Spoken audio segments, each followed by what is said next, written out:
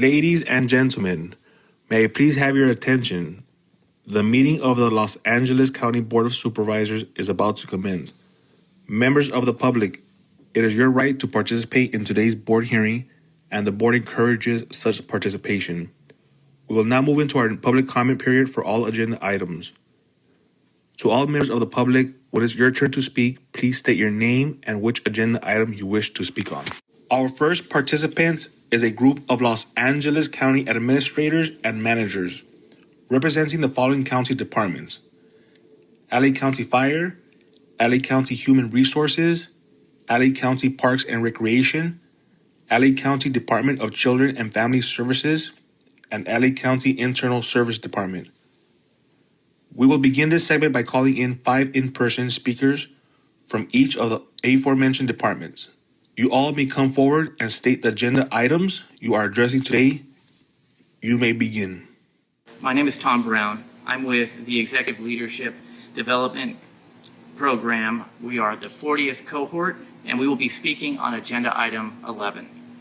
I am a 29-year county employee for the Los Angeles County Fire Department, where I serve as the division manager over the Construction and Maintenance Division.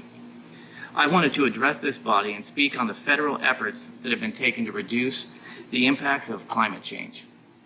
Good morning, Honorable Supervisor. My name is Nermina Wad. I've been in the county for 12 plus years. I'm currently the division manager for Custodial Landscape Internal Service Department. Today, I will walk you through the state resources for climate incentives and what is the detail about it.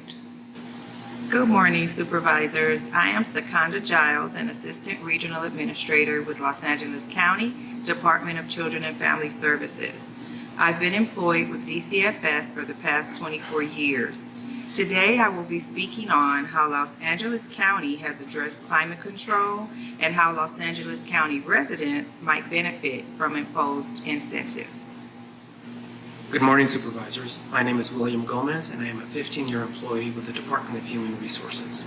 I am currently a Senior Human Resources Manager over the Civil Service Advocacy and Mediation Division. And today I will be speaking about ideas for implementing a program for LA County residents to educate them on existing climate incentives and benefits that they may have at their disposition. Good morning. My name is Terrence Davis. I'm currently the CIO for Los Angeles County Parks and Recreation. I've been with the county for slightly less than 3 years. Today, I'll be summarizing the county's efforts surrounding climate change. Thank you. Good morning. Our group was given the task of developing a program to educate the citizens of Los Angeles County on available programs and incentives to combat climate change. The first task of this group effort was to define where and what has been done historically to combat climate change so that we can create a more cohesive plan for the future.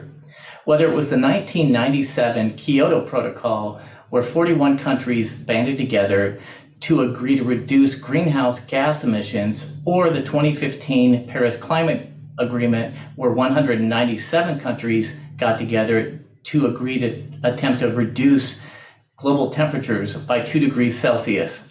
That led us to now, perhaps the most comprehensive federal act to date is the 2022 Inflation Reduction Act, in which $369 billion were pledged to initiate efforts to convert our carbon-based economy to one that is more environmentally friendly and sustainable. While the science is now settled, climate change presents a clear and existential threat to the citizens of LA County as well as the global community if efforts are not taken. Therefore, our group will summarize federal, state, and LA County issues and the leadership being taken by each to combat this scourge.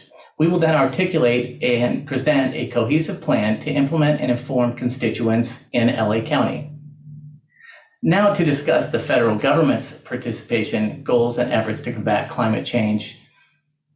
The federal government participation and incentives, while not as granular as the state or the county, they are charged with providing the funding, or the $369 billion, and the infrastructure improvements that complement the state and local LA County incentives. Several examples of the infrastructure improvements include 500,000 new EV charging stations, bridge upgrades, and as well as highway upgrades, to name a few. The most critical component, as mentioned earlier, is the funding provided to state and LA County and local governments so that they can tailor their incentives directly to their constituents. While the overarching objective of the federal government is to begin the mammoth task of converting an existing economy and infrastructure from antiquated fossil fuels to one that is renewable, green, and therefore more sustainable, please see the attached chart. This chart will highlight the percentage and breakdown of the disbursement of the $369 billion infrastructure. Several examples include renewable and clean energy incentives, tax credits for the production and manufacturing of renewable energy, incentives for residential and commercial entities, and infrastructure funding, as mentioned earlier. Now, please turn your attention to Nermeen as she will review some of the unique challenges facing the state of California and some of the opportunities that we will have. Good morning, everyone. As Tom mentioned, there is an Inflation Reduction Act. The Inflation Reduction Act can actually offer tax credit and rebates that can reach up to $10,000. That can be from just simple thing as changing your water heater at your house or buying a new vehicle. However, today we are going to concentrate on something that is very important to everyone, which is water. On April 2022, Metropolitan Water District declared a water shortage emergency for state water project to execute programs to reduce water usage because we don't have the water that we need for this year or for the upcoming year. The reality is this drought has left us without the water supply that we need to meet normal demands. We all must take actions now and cut water use by at least 30%. So we don't reach the point where we have to ban all outdoor watering. We have so many options here to help the climate and to get some rebates. For example, when we do turf replacement or replace sprinklers to a drought tolerant, or even garden with California native plant. So why we don't do that while getting some rebates? Metropolitan Water District offers rebate for turf replacement. The program pay back up to $2 per square feet of grass removed, as well as like an average between $100 to $150 for devices, just to measure your water usage so you can understand your water habits. As you see in the charts, it's shown we had the 3 driest year. And from January to March of 2022, we had the 3 driest months in the history for California. Now I'm going to turn it over to Skanda so she can dig more on the local and county programs that we have available. As previously discussed by my colleagues, climate control has been addressed at both the federal and state levels. But are Los Angeles County residents aware of the main threats of climate change? And more so, have Los Angeles County leaders addressed the impact of climate control for its residents? Now more than ever, climate control has become real, urgent, and a significant threat, with impacts felt today in not only Los Angeles County, but around the globe alike. Climate change has already inflicted harm upon Los Angeles County residents, especially its most vulnerable, and has the strong potential to negatively affect the safety, public health, economy, and quality of life for Los Angeles County residents and future generations. For the purposes of our analysis, we sought to investigate action plans implemented by Los Angeles County. I will discuss 2. The first is the unincorporated Los Angeles County Community Climate Action Plan 2020, also known as 2020 CCAP. This plan was developed in response to the state's AB 32 Global Warming Solutions Act. The goal of 2020 CCAP was to not only support the state's goals, but to also strive toward reducing emissions in unincorporated areas of Los Angeles County by 11% by the year 2020. In 2019, there was a sustainability plan implemented in which there were 26 actions for emissions for reduction, and there's been progress made on each. The second cap that I'd like to bring to your attention is the 2020 CCAP, which is the 2045 Los Angeles County Climate Action Plan, also known as 2045 CAP, which is basically LA County's path toward meeting the goals of the Paris Agreement and to also achieving carbon neutrality. The 2045 CAP identifies strategies, measures, and actions to mitigate emissions from community activities. The 2045 CAP ultimately seeks to move toward a low carbon future by addressing the following. The graph inserted demonstrates the breakdown of greenhouse gas emissions for Los Angeles County. As seen, the largest contributors of these emissions are the transportation and the stationary energy sectors. Together, these two systems constitute approximately 85% of all Los Angeles County greenhouse emissions. Needless to say, there is much work ahead, but it is hoped that the aforementioned actions to reduce greenhouse emissions will provide multiple co-benefits for Los Angeles County residents. To conclude my comments, I'd like the Board of Supervisors to not only recognize the need of supporting climate action plans, but let's continue to remain committed in implementing and managing them. For climate change is about our future and future generations. Let's reevaluate our commitment to turbocharge climate change and progress in Los Angeles County. I would like to now turn it over to my colleague, Terry, who will address what Los Angeles County residents can do to minimize climate change. Thanks, Seconda. My colleagues have done an admirable job in explaining the options that will do real, tangible good. They mentioned new and existing incentives. But I'd like to remind everybody, don't forget about the old standbys that you can do every day. These cost zero or near zero. So there's a cost to doing nothing here. Nermeen mentioned the historic drought, and we've all heard about the coral bleachings at the Great Barrier Reef. But it doesn't end with Australia. The coral reefs in the Maldives, which are some of the last untouched reefs, have also succumbed to coral bleaching. Another example, the Mississippi is so low that barges need to lighten their load lest they run aground. And if this continues, it threatens the food safety of not just the US, but the entire world. One example here, the Mississippi carries 500 million tons of goods each year. This is 92% of the US grain exports and 78% of the world's feed grain and soybeans. Next. But it gets worse, and perhaps the most frightening is Antarctica. Antarctica is melting. Warm water is flowing underneath the ice and melting it from below. This can cause the glacier to detach from the underground mountains, which are functioning as a block to the flow of the ice. If this continues, we'll see rapid, as in less than 10 years rapid, collapse of the ice sheet and an enormous rise in sea level on the order of feet. That's really catastrophic.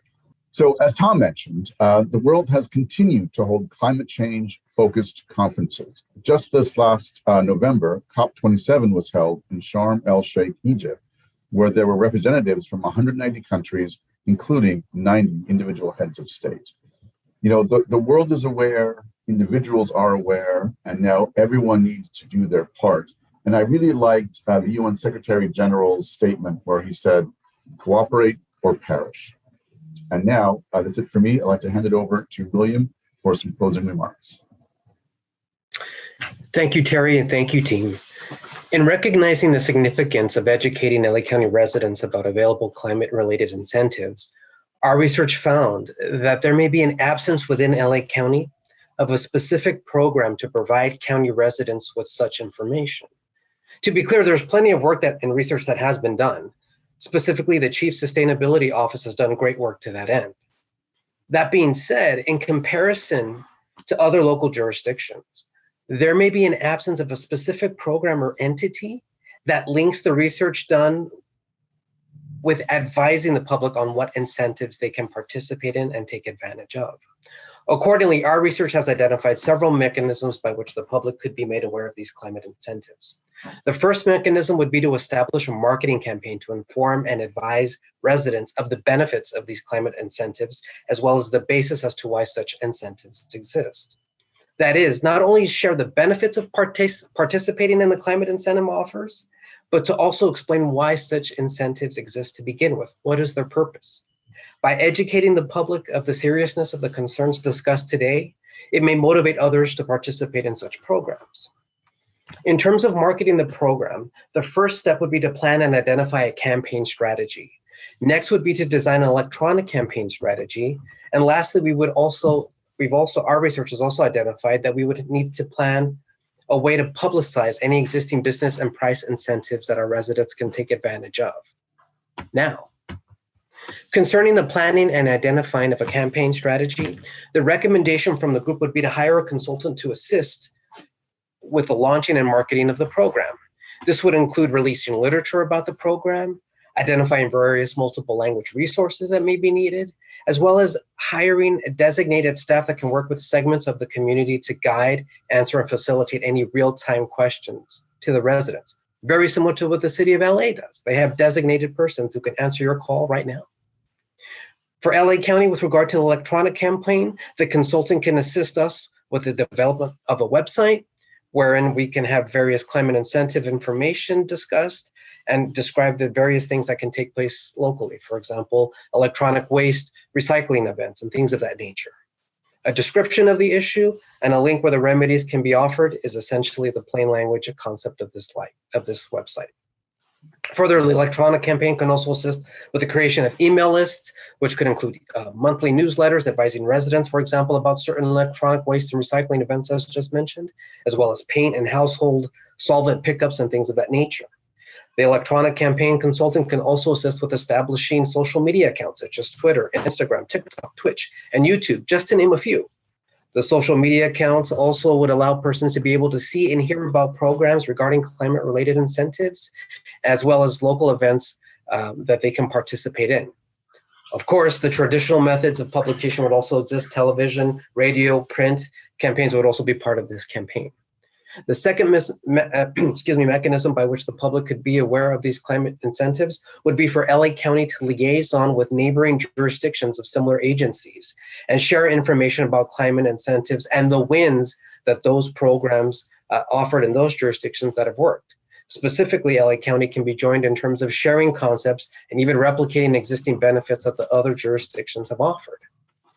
Further, by discussing the good word regarding climate incentives through cross-collaboration with other entities, it creates more awareness of the concern and reflects the existing need for us to respond.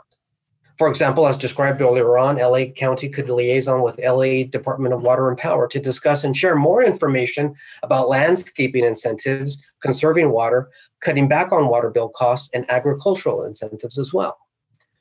Thirdly, another mechanism by which the public could be made aware of these climate incentives would be for LA County to further promote business incentives and price incentives for members of the public. This promotion would include price incentives for purchasing items such as air conditioners, refrigerators, vehicles, as well as promoting business incentives such as tax rebates and promotional opportunities. Further, the county program could also provide Go Green incentives that parallel other jurisdictions' endeavor to address climate concerns. Now, team, these are just, Board of Supervisors, these are just some of the ideas that our research has found. And in comparing local jurisdictions and neighboring jurisdictions, we do believe an approach. On the screen right now is a sample of an existing, we'll call it flyer, that we created, we thought could be the beginning of just establishing this information for the audience, the members of the public, the residents, putting them on notice about what we're doing, what we can be doing, replicating the process that was offered by the fire department with regard to the baby surrender, and just many other things. With that said, Board of Supervisors, the research that we've created has been vast, and there are very many areas that we believe could be covered. We appreciate the time. We look forward to your vote, and this concludes our presentation for today. Thank you, everyone.